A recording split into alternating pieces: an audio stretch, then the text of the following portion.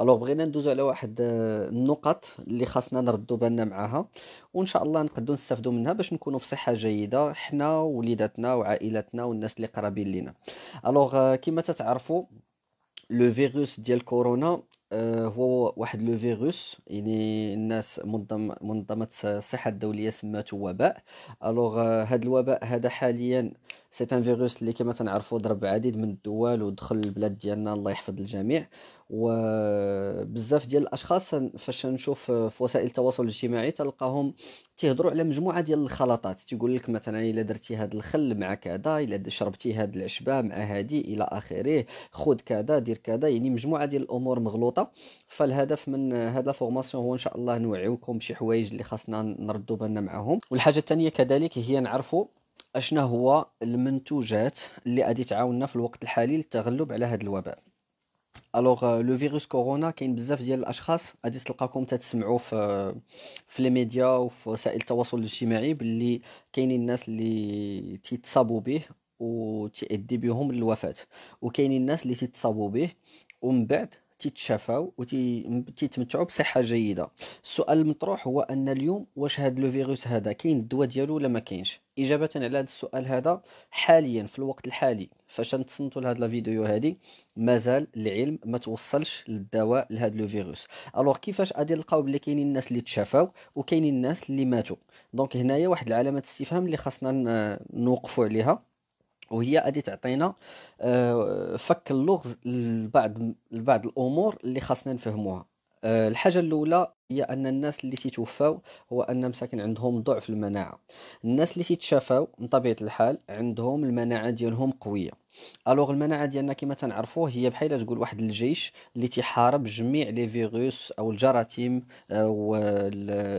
جميع الامور اللي تتعرض لها الجسم ديالنا، وتحاول انه يحاربها. الا كانت المناعه ديالك قويه تتلقى تيحارب داك لو فيروس وتيطردو ومن بعد تتمتع بصحه جيده. الا كانت المناعه ديالك ضعيفه اوتوماتيكمون تتلقى لو فيروس تيتغلب عليك وتتكون نتائج اللي ما مزياناش.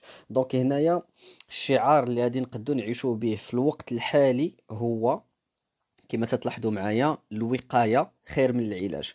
علاش خاصنا نوقيو الجسم ديالنا ونحاولوا اننا نتجنبوا العلاج؟ تتعرفوا كذلك كاين عدد ديال الاشخاص اللي دابا حاليا تيمشيو مثلا لي فارماسي تيقلبوا على لي غون باش غادي يديروهم في اليدين ديالهم، تيديروا مثلا تيقلبوا على دي ماسك. كاينين الناس اللي مثلا تيقلبوا تياخذوا ادويه ديال السعال او السخانه، يعني داك المسائل اللي تيسمعوا الاعراض ديالها، وهذا صراحه غلط وغلط كبير بزاف، على ود حيت تقد الله يستر تكون واحد لا رياكسيون ما بين داك لو فيروس وما بين الادويه اللي دابا حاليا كاينين في لا فارماسي. واصلا راه كاينين حملات تحسيسيه في لي ميديا تيهضروا على اساس ان الواحد ما خاصوش ياخذ اي دواء. هنايا شنو الحل؟ الحل هو اننا خاصنا نعرفوا شنو نكونوا تناكلوا. السؤال المطروح كذلك هو في الوقت الحالي واش خاصنا نمشيو نقلبوا نشريو ادويه او نحاولوا ناخذوا مكملات غذائيه؟ باش نزيد نتشعب في هذا الموضوع هذا واحد شويه ونحاولوا نعطيو معلومات. الدواء لاش تصلاح لواحد الانسان اللي هو مريض، اذا خاصو يمشي يشري الدواء باش يعالج داك المشكل. بمعنى انك راها ضعيفه تتاخذ مثلا واحد الدواء، ان انتيبيوتيك ولا اي حاجه اللي غادي يكون مع استشاره طبيه من طبيعه الحال، غادي يكون خرج لك واحد لو برودوي، غادي تمشي لا فارماسي غادي تشريه، ومن تما غادي يكون الدواء خاصك تاخده في الوقت اللي انت مريض. الحاجه اللي خاصنا نتجنبوها هو ان الدواء ما يمكنش لينا ناخدوه وحنايا صحاح، حيت اصلا يقدو يكونوا اعراض عنده اللي ما مزيانيش على الصحه ديالنا كما هو معروف. غادي نرجعوا للشق الثاني واللي هو اساسي، هو تقويه المناعه، لي كومبليمون اليمونتير. السؤال المطروح هو ان لي كومبليمون اليمونتير واش نقدروا ناخذوهم وحنايا مثلا ما مرضش وتنتمتعوا بصحه جيده؟ اجابه على هذا السؤال هو نعم. هنايا علاش خاصنا ناخذوا هاد لي كومبليمون اليمونتير؟ لي كومبليمون اليمونتير تعززوا النظام الغذائي ديالنا بطبيعه الحال، تيحاولوا يقويوا المناعه ديالنا، تيعطيونا فيتامينات وداك الخصائص اللي تيكون عندنا باش الجسم ديالنا تيزيد يتقوى. حاليا في ظل الشعار اللي هضرنا عليه ديال الوقايه خير من العلاج. دونك خاصنا نردوا بالنا هو اننا ما خاصناش ناخذوا ادويه، بل خاصنا ناخذوا تغذيه سليمه. فاش نقول تغذيه سليمه اذا تقويه المناعه. وهنايا تيجي الدور ديال المنتوجات ديال الشركه ديالنا ديال فوريفر ليفين، هو ان عندنا في الشركه ديالنا ماشي ادويه، عندنا دي كومبليمون اليمونتير. الوغ اكثر المنتوجات اللي الواحد خاصو ان شاء الله يحاول يستهلكها هما منتوجات اللي طبيعيه اللي غادي يعاون بها الصحه ديالو. الوغ هنايا غادي تشوفوا معايا باللي الشركه ديال فوريفر ليفين هي واحد الشركه اللي تبارك الله عملاقه ورائده في مجال ديال الصحه والجمال منذ عام 1978. والاختصاص ديالنا في لا سوسيتي فوريفر هو انها تنتج مكملات غذائيه. شخصيا الحمد لله هاد المنتجات دابا تقريبا اكثر من 11 سنه والحمد لله انا تنتمتع بهم، اللهم لك الحمد، تنتمتع بصحه جيده. الحاجه الاساسيه اللي خاصنا نردوا بالنا معها هو ان خاصنا نكونوا دائما تنقويو المناعه ديالنا، باش لا قدر الله جانا شي فيروس ولا جانا اي مشكل تعرضنا ليه في الصحه ديالنا تتلقى لي زونتيكور ديالك، يعني الجسم ديالك تيحارب داك المشاكل اللي تيتعرض لها الجسم ديالك. الوغ هنايا غادي نحاول ندوز في هاد لا بيتيت فورماسيون ان شاء الله على ثلاثه ديال الامور اللي هي اساسيه. الشق الاول اللي غادي نقدروا نهضروا عليه هو الوقايه. الحاجه الثانيه او الشق الثاني اللي غادي نهضروا عليه هو تقويه المناعه. والشق الثالث هو ان شاء الله غادي نهضروا على واحد الاستمتاع والاسترخاء في الظرف اللي دابا حاليا الناس تلقاهم جالسين في الديور ديالهم، باش هكا كيما سمعنا في لي ميديا ومن عند وتعليمات من عند الدوله، واننا حاليا خاصنا نحاولوا نلزموا البيوت ديالنا. دونك في هاد لا فورماسيون ان شاء الله وجدت لكم ثلاثه ديال النصائح اللي غادي نحاولوا ان شاء الله نشوفوا شنو هما لي برودوي اللي غادي نقدروا نتبعوهم باش ان شاء الله نتمتعوا في صحه جيده. الوغ النصيحه الاولى هما شنو هما لي برودوي اللي غادي نوقيو بهم الصحه ديالنا من هاد الفيروس من طبيعه الحال. الحاجه الثانيه هو شنو هما لي برودوي ديال فوريفر اللي غادي نقدروا نقويو بهم المناعه ديالنا. والحاجه الثالثه اكيد ان دابا حاليا كل واحد فينا راه جالس مع العائله ديالو وليداتو مع لا بتيت فامي، جالس في الدار ديالو حتى دوز هاد الازمه ان شاء الله. الوغ في ظل اننا جالسين في الدار ديالنا شنو هما لي برودوي اللي غادي نستمتعوا بهم احنا والعائلات ديالنا ان شاء الله. الوغ اول برودوي غادي نبداو به باش ان شاء الله نوقيو الجسم ديالنا من هاد لو فيروس هذا هو لو برودوي ديال لو هاند سوب. صراحه هذا من اعز لي برودوي اللي عندي مع لا سوسيتي، باسكو سي ان برودوي فار في هاد الوقيته هادي. كما تتعرفوا هو منظمه الصحه الدوليه تيهضروا على اساس اننا خاصنا نغسلوا اليدين ديالنا 4 5 د المرات فما فوق. فانا تنقول لكم حاولوا تغسلوا به اليديدات ديالكم، وحاولوا تغسلوا به حتى 10 د المرات، ما كاين حتى مشكل. حيت كما تنعرفوا هو ان كاين لو بي اش عند دي صافون وحدين اخرين تتلقاه بلي قد ياثر لينا على الجلد ديالنا. فهذا لو بي اش ديالو تيتناسب مع جميع البشرات ديال الجلد. وصراحه غادي تستمتعوا بواحد الرائحه رائعه ديال الالوي فيرا وديال لو سيترون. وكما تنعرفوا بلي ان الالوي فيرا اونتي سيبتيك اونتي بكتيريال، فغادي تزيد انها تنظف لينا اليدين ديالنا بالعمق، وغادي تستمتعوا بواحد الوقايه نتوما والعائلات ديالكم والوليدات ديالكم ان شاء الله. الوغ غادي ندوز لو دوزيام برودوي اللي تا هو مهم وخاص ضروري يكون معنا، وهذا من اهم لي برودوي اللي خاصهم يكونوا معكم في الجيب ديالكم ماشي غير في الدار ديالكم، هو المعقم ديال اليدين، يعني لو هاند سانيتايزر. هاد لو برودوي هذا صراحه من اعز لي برودوي كذلك عندي مع لا سوسيتي فوريفر، وضروري خاصو يكون عندنا كما سبق لي القول، بيسكو هاد لو برودوي يعني الوقيته اللي مثلا تكون عندنا ان كونتاكت مثلا مع لاسانسور ديال العماره، ولا مثلا مع شي وريقات، واحد الشخص جا عطانا مثلا شي وراق اللي مثلا غادي نتسلموهم، مشيت مثلا قصت الباب ديال الدار ديالي باش دخلت، مشيت مثلا لبست الحويجات ديالي، الوغ تيكون عندي واحد لو كونتاكت مع مجموعه ديال الامور. لا قدر الله والله يحفظ الجميع ان مثلا كان واحد الشخص موبوء مثلا في لونطوغاج ديالك وقاس واحد الباب ولا قاس اي حاجه وجيتي نتايا قستيها موراه، فالله يستر نتايا تقد تكون لا كونتاميناسيون. فباش غادي نوقيو راسنا هو ضروري خاصنا ان شاء الله يكون عندنا هاد لو برودوي في الجيب ديالنا، الوقيته اللي اون فوا غادي نخرجوا من الدار ديالنا قصنا ان بواني، لبسنا حويجاتنا، مشينا مثلا قصنا الباب ديال السياره ديالنا او اي حاجه كيما بغات تكون، يعني ان بوتي كونتاكت كيما بغى يكون، ضروري خاصنا نعقموا اليدين ديالنا. وغادي تلاحظوا معايا بلي هنايا حاولت انني ندير لكم واحد لا بوتيت فيديو اللي غادي تشوفوا فيها الطريقه السليمه والصحيحه ديال كيفاش نعقموا اليدين ديالنا من عند اخصائيين في الميدان واطباء اللي تنصحونا اننا كيفاش نعقموا اليدين ديالنا، حيت كاين الاغلبيه ديال الناس تلقاهم تعقموا اليدين ديالهم بواحد الطريقه اللي عاديه. الوغ خاصنا نحاولوا ندوزو على الاظافر ديالنا وندوزو على اليد كامله باش ان شاء الله تكون واحد الوقايه اللي مزيانه بزاف. حاجه واحده اخرى بدون مجامله، من احسن لي زونتيسيبتيك اللي كاينين في لو مارشي، او الى ما قديت او ربما نقد نبالغ في هذه الكلمه هذه، احسن انتيسيبتيك اللي جربته في حياتي في لو مارشي اللي تنعرف في لي زونتيسيبتيك اللي تيتباعوا في لو مارشي. دونك تيتمتع بواحد الرائحه اللي رائعه، فيه واحد لا كونتيتي مهمه ديال لالوي فيغا وديال العسل. الوغ ان شاء الله اون فوا غادي تحاولوا تجربوه غادي تلقاو باللي فيه واحد الرائحه اللي جد جد منعشه. وما تنساوش بلي لالوي فيغا تدخل في الطبقه الثالثه في الجلد ديالنا، دونك تيكون التعقيم بواحد الدرجه اللي كبيره وكبيره بزاف. لو تروازيام برودوي اللي غادي ننصحكم به للوقايه، وهذا سي ان برودوي اللي تا هو مهم واكثر مبيعا عند لا سوسيتي فوريفر، هو لو سافون افوكادو. صراحه هذا لو برودوي تيستهلك بزاف من عند لا فامي فوريفر، بيسكو سي ان برودوي اللي تيجدد البشره ديالنا وتيرطبها. تيمتاز بواحد الخاصيه وانه فيه الحامض وفيه لافوكا. الوغ كيما تنعرفوا الحامض فهو تيبيض، وبالنسبه لافوكا فهي تترطب. دونك هنايا هاد لي برودوي هادو مهمين ان شاء الله باش نستافدوا فيهم في الصحه ديالنا. الحاجه اللي غادي نقول لكم هو ان هاد لو برودوي مزيان يكون عند كل شخص للاستعمال الشخصي. وبالنسبه لو هاند سوب نقدروا نستعملوه للاستعمال العائلي. دونك هادو لي 3 برودوي اللي نقد ننصحكم بهم، اللي انا شخصيا تنحاول انني نستعملهم انا والعائله ديالي، مهمين للوقايه ديالنا. دونك تنعرفوا الوقايه خير من العلاج، وحتى كذلك الدين ديالنا تيحث علينا اننا نكونوا ديما تنظفوا. فصراحه هادو ثلاثه ديال لي برودوي اللي رائعين وتنستعملهم شخصيا كل نهار، وحاولت نتقاسمهم معكم، حيت من اهم الحوايج اللي خاصنا نديرو في هذا الظرف الحالي هو اننا ننظفوا ما امكن.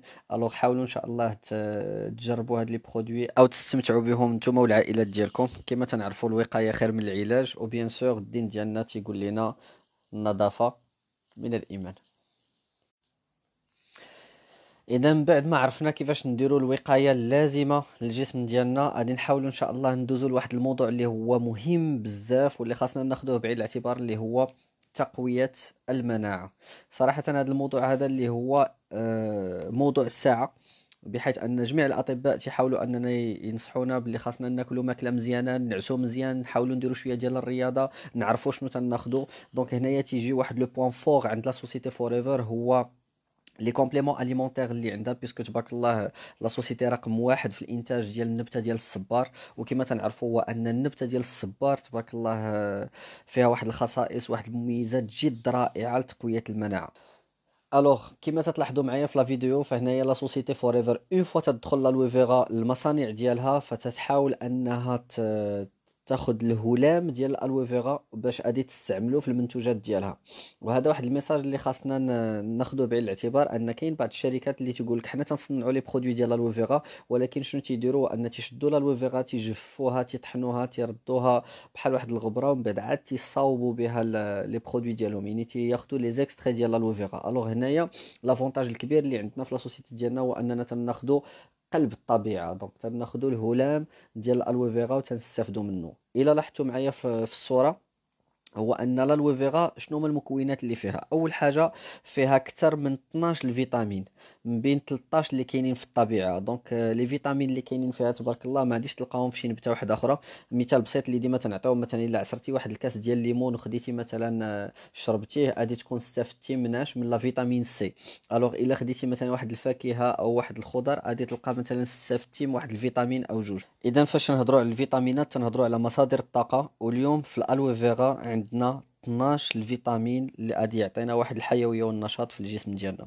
كذلك النبته ديال الالوي فيغا تحتوي على 18 الحمض اميني، وكما تنعرفوا الاحماض الامينيه فهي ضروريه للجسم ديالنا، بحيث انها تتخلي لا فيكساسيون ديال لي بروتيين في لي موسكل ديالنا، بمعنى انها تعطينا واحد الدور رئيسي في تثبيت التغذيه في الجسم ديالنا كذلك.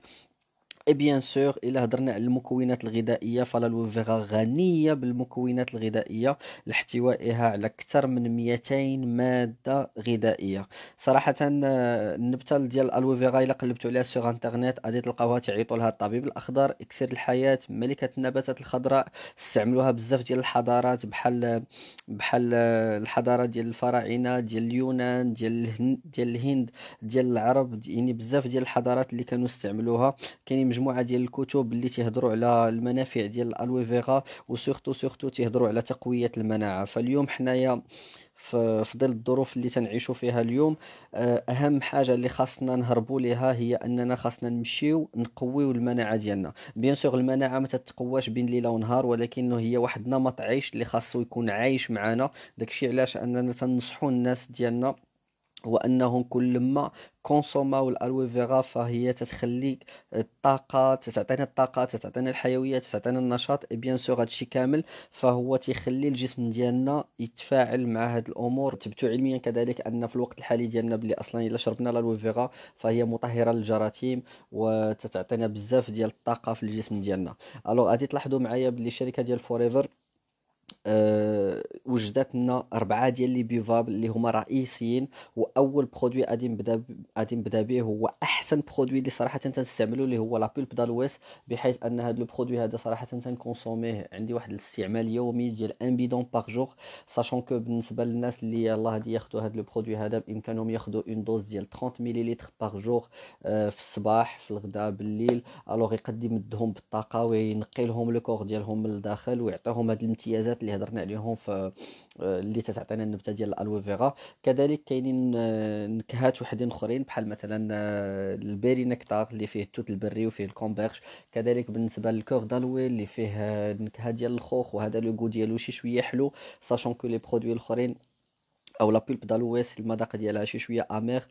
بيان سور لا سوسيتي كان بامكانها انها تزيد شي شويه ديال لي زاغوم وتحليه، ولكن خلاته طبيعي. الوغ المذاق ديال الالوي فيغا كما كاين من الطبيعه خلاته لا سوسيتي احتفظت به باش غادي نستمتعوا بتو سكي ناتوريل. وهذا سي ان افونتاج كبير. صراحه انا اليوم في لا فورماسيون ديالي حاولت انني نهضر على تقويه المناعه بواحد الشكل اللي هو كبير. وصراحة أحسن وأجود منتوج اللي غادي نبغيكم تجربوه وتحاولوا تحافظوا على الكونسوماسيون ديالو في الوقت الراهن هو هاد لو برودوي ديال لا بولب دالويس، حيت صراحة من أعز ومن أحسن لي برودوي اللي تنجربهم أنا والعائلة ديالي والأصدقاء ديالي اللي تنقويو بهم المناعة ديالنا. فمزيان أننا نقويو المناعة ديالنا في هاد الوقت هذا، حيت تقوية المناعة يعني واحد الوقاية اللي كبيرة خاصنا نردو بالنا معها. وإن شاء الله نتمنوا السلامة للجميع وبالتوفيق للجميع إن شاء الله. الوغ دائما لو سوجي ديالنا هو تقويه المناعه. غادي نزيدكم لو ديرنيي برودوي اللي تا هو صراحه من لي برودوي اللي عزاز عليا بزاف، اللي هو فوريفر ابسوربون سي. صراحه هاد لو برودوي تنكونسوميه كل نهار بدون انقطاع، باسكو تنعرفوا باللي لا فيتامين سي هي واحد لا فيتامين اللي ما تنتجهاش لو كور ديالنا. يعني تناخدوها من المواد الغذائيه، تنستمدوها من التغذيه اللي تناخدوها في الحياه اليوميه ديالنا. الوغ فوريفر كانت ذكيه لواحد الدرجه اللي كبيره بزاف، وصوبت لنا واحد لو برودوي اللي صراحه من لي برودوي فار اللي عند لا سوسيتي، بحيث ان هاد فوريفر ابسوربون سي اول حاجه لا فيتامين سي تنعرفوا بلي ان الجسم ديالنا ما تيخزنهاش. يعني مثال مثلا خدينا واحد الكاس ديال الليمون، ولا كلينا مثلا الكيوي، ولا مثلا واحد المواد اللي فيهم لا فيتامين سي. الوقيته اللي تناخد داك الفيتامين سي لو كور ديالي تيكون مثلا محتاج واحد 40 او 50% مثلا من لا فيتامين سي، فتياخد الاحتياجات اليوميه ديالو ومن بعد تيعاود يغوجتي داك لو ريست ديال لا فيتامين سي اللي ما تيخزنوش في لو كور ديالنا. وبالتالي الوقيته اللي الجسم ديالنا تيكونسومي لا فيتامين سي، يعني عاوتاني خاصنا ناخدو مواد غذائيه وحده اخرى اللي غادي نلقاو فيها لا فيتامين سي ديالنا. الوغ هنايا فوريفر شنو دارت لا فيتامين سي، يعني لو كومبليمون اليمونتير ديالنا غني بلي فيبر. كذلك فيه واحد لا فيتامين سي تري كونسونطري، يعني فيه مثلا الباباي، الكيوي، فيه النخاله ديال الخرطال، لو سون دافوان. الوغ هنايا هاد لو سون دافوان شنو تيدير، يعني هاد النخاله ديال الخرطال يعني تتحرص على لا فيتامين سي، تتخليها لنا في المصارن ديالنا. والوقيته اللي تاخذ لا كونسوماسيون ديالك الجسم ديالك تياخذ داك لا فيتامين سي اللي محتاج. الشيء الاخر تيتخزن باش الوقيته اللي تحتاج لا فيتامين سي تتلقاها في الكور ديالك لمده ديال 24 ساعه. صراحة لابسوربون سي سي اون فيتامين سي اللي ضروري خاصها تكون عندنا في المنزل ديالنا باش نكونسوميوها كل نهار حنا والعائلات ديالنا والناس اللي معانا. بيان سور الدور الرئيسي ديالها هو تقوية المناعة، وهذا هو لو سوجي ديالنا ديال اليوم، هو اننا خاصنا نقويو المناعة ديالنا في واحد الدرجة اللي قصوى. كذلك تتعطينا واحد المزايا اخرى اللي هي مهمة للصحة ديالنا. اهمها هو انها تعطينا الحيويه والنشاط، وهذا تنصحوها للناس اللي تيديروا الرياضه او تكون عندهم مثلا واحد العمل شاق اللي تيزاولوه في الحياه اليوميه. كذلك نقدروا ننصحوها حتى للناس اللي تيكونوا باغيين باش يقلعوا على التدخين. كما تنعرفوا الناس اللي تيكونوا تيدخنوا تيكون عندهم مشاكل ديال فاش يدخلوا النيكوتين في الجسم ديالهم. النيكوتين تيقد يقتل لنا لا فيتامين سي اللي في لو كور ديالنا. الوغ لا فيتامين سي او ابسوربون سي تتحافظ لنا على لا فيتامين سي في المده ديال 24 ساعه في لو كور ديالنا. اذا جميع الاحتياجات ديال لا فيتامين سي تلقاوها اترافير هاد لو برودوي اللي تنهضروا عليه اليوم. كذلك تتصلح لنا حتى للناس اللي باغيين باش ما يخرجوش لهم التجاعيد. ثبت علميا أن عندها دور رئيسي في مكافحة الشيخوخة والتجاعيد. كذلك عندها واحد الميزة أخرى، أن كما تلاحظوا معنا في لا فيديو، هو أن داك المشاكل اللي تكونوا عندنا في الجسم ديالنا ديال التراكم ديال السموم، بحال مثلا سوء التغذية، لي صوص، لي مايونيز، أو مثلا مجموعة ديال لي برودوي شيميك اللي تناكلوهم في الحياة اليومية، الوغ تتلقى بلي الجسم ديالنا تيكون صافي. ومن بعد بهذا سوء التغذية تتلقى بلي الجسم ديالنا تيوليو عنده سموم في الداخل في الجسم ديالنا. الوغ هنايا لا فيتامين سي شنو تدير؟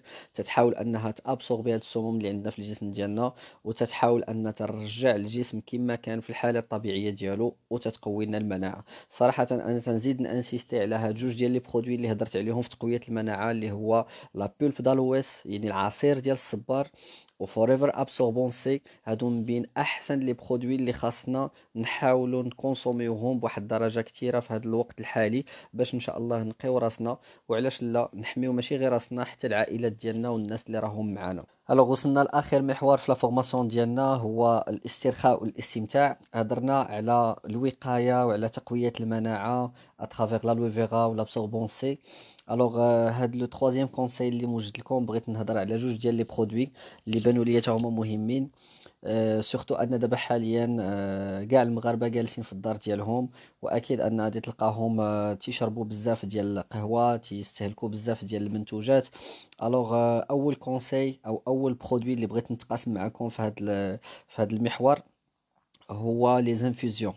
يعني ايربارتي هاد لو برودوي هذا من اعز لي برودوي صراحه اللي عندي، بيسكو سي ان برودوي اللي تنكونسوميه اون فوا بار جور ولا اون فوا بار دو جور، بيسكو فيه واحد الاعشاب اللي رائعه بزاف. يعني فيه القرفه، فيه الحامض، فيه لا فلور ديال الوي فيغا. الوغ فيه واحد الرائحه رائعه صراحه. قبل ما غادي تذوق هذا المنتوج هذا، غير الرائحه ديالو تتعطيك واحد الشعور بالانتعاش. فانا غادي ننصحكم انكم تاخذوا هاد لي زانفيزيون لجوج ديال الاسباب. الحاجه الاولى هو ان التقليل من شرب الكثير ديال الكافيين. الوغ نقدروا نعوضوه بهاد لي زانفيزيون. هذه الحاجه الاولى. الحاجه الثانيه بالنسبه للناس اللي تتلقاهم ما تيشربوش الماء بزاف، الوغ ننصحكم انكم تاخذوا واحد القرعه ديال الماء اللي فيها تقريبا لتر ونص، نديروا فيها واحد الساشي حتى لجوج ديال لي زانفيزيون، ونخليوها تطلق. ومن بعد ان شاء الله نديروها حدانا والنهار كامل نبقاو نستهلكوها. فهنايا غادي نكونوا ساهمنا في ليدغاتاسيون ديال لو كور ديالنا بواحد الطريقه اللي جيده. الوغ لو دوزيام اي لو ديرنيي برودوي اللي غادي نقدروا نستمتعوا به في هذه الوقيته اللي حنايا فيها، اللي هو لو ماسك بيو سيلولوز. صراحه اختاريت لكم هذا لو برودوي هذا على ود حيت سي ان ماسك اللي تري دوموندي عندنا في لا سوسيتي فوريفر. سورتو ان الناس اللي تياخذوه سيغمون تيبغيو انهم يعاودوا يجربوا التجربه، بحيث ان تعطي واحد الفعاليه جد رائعه ديال ليدغاتاسيون ديال لو فيزاج ديالنا، باحتوائه على لو تي فيغ. واصلا هاد لو تي فيغ يعني معروف ليدغاتاسيون ديالو والفعاليه ديالو لمكافحه التجاعيد.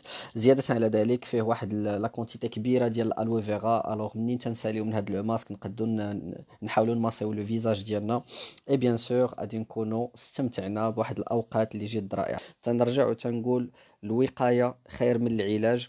الوغ اليوم حنايا فاش نهضروا على الوقاية، يعني مسألة مهمة خاصنا نردوا بالنا معاها، ماشي غير في هذا الوقت الحالي، ولكن خاصنا نكونوا ناخدوها كنمط عيش. علاش خاصنا ناخدوها كنمط عيش؟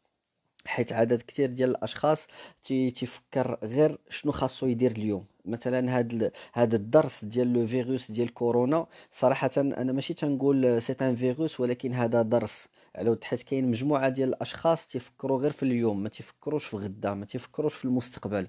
الوغ علاش قلت الفيروس ديال كورونا فهو درس؟